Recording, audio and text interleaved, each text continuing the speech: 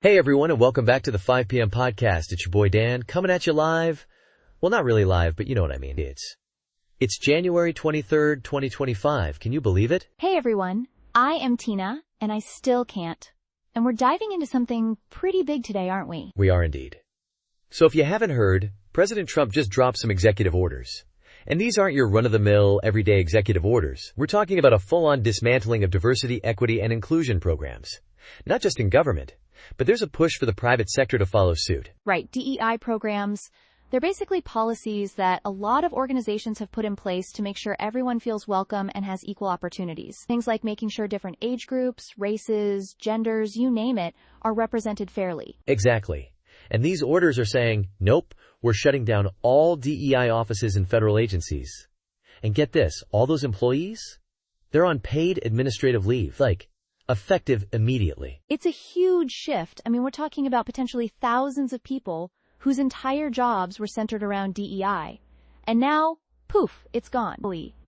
At least in the federal government. And that's just the government side of things. There is also this, Executive Order 11,246. For over 60 years, it has been about non-discrimination in federal contracting. That's getting revoked. So companies that do business with the government, they've had to follow certain rules about diversity and affirmative action.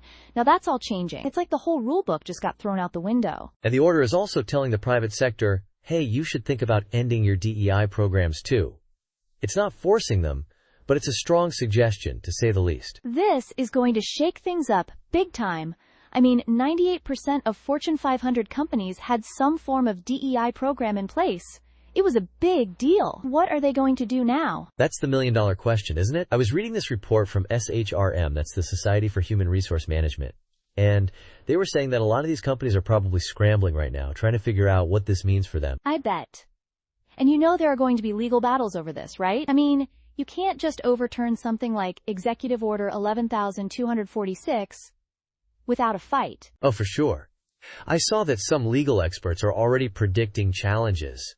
They're saying this could go all the way to the Supreme Court. It touches on so many big issues, like what's the government's role in promoting diversity? And what about companies?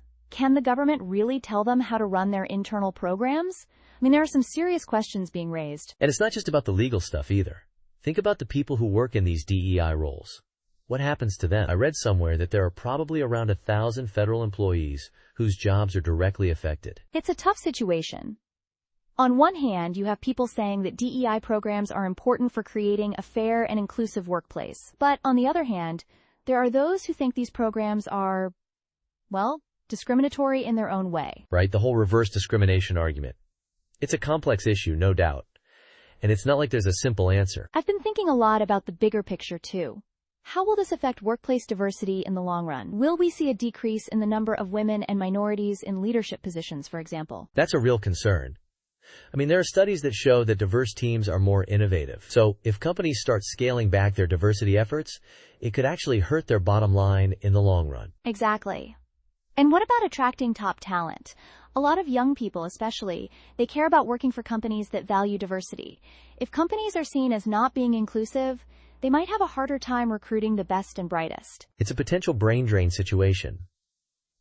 It's interesting to compare this to what happened during the Obama administration. They were all about expanding DEI programs, and now we're seeing a complete 180. It is a major shift.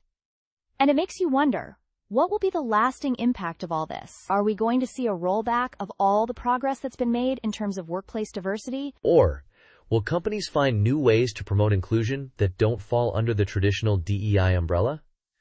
Maybe this will force organizations to get creative. That's an interesting thought. Maybe we'll see a rise in, stealth DEI programs or something. Companies finding ways to support diversity without explicitly calling it that. It's possible. I guess we'll have to wait and see how it all plays out. One thing's for sure, though. This is a major turning point in how we think about diversity and inclusion in the workplace. No doubt about it. And it's not just a U.S. thing either. I bet companies around the world are watching this closely, wondering if they should make changes too. Well, Tina, as always, you've given us a ton to think about. I have a feeling we'll be talking about this for many months, maybe even years to come. Definitely, Dan. And to our listeners, we'd love to hear your thoughts on this. Hit us up on social media. Let us know what you think about these changes. Are they a good thing, a bad thing, or something in between? Yeah, let's get the conversation going. And as always, thanks for tuning in to the 5 p.m. podcast. We'll be back next week with more deep dives into the issues that matter. Until then, stay informed, stay engaged, and we'll see you next time.